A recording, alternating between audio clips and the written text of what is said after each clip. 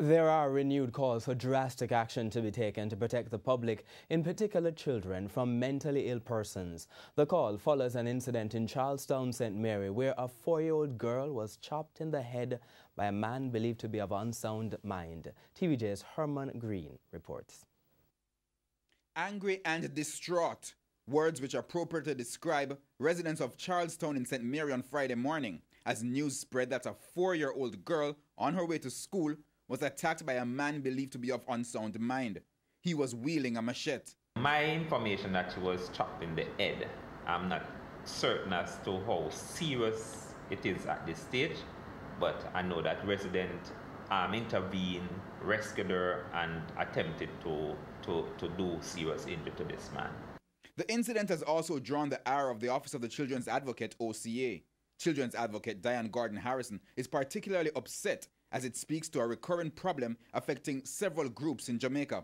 This particular incident is unfortunate on all fronts, really, but it brings back to mind the continuing discussion that we have had year after year, sometimes more persistent than others, concerning how we care for and how we accommodate and treat with mentally ill persons.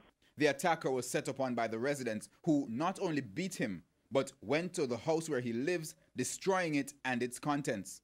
He was rescued from certain death when the police was called to attend to the injured girl. The police responded and were able to extract the man from among them after he was severely beaten, and he's now a patient in the hospital.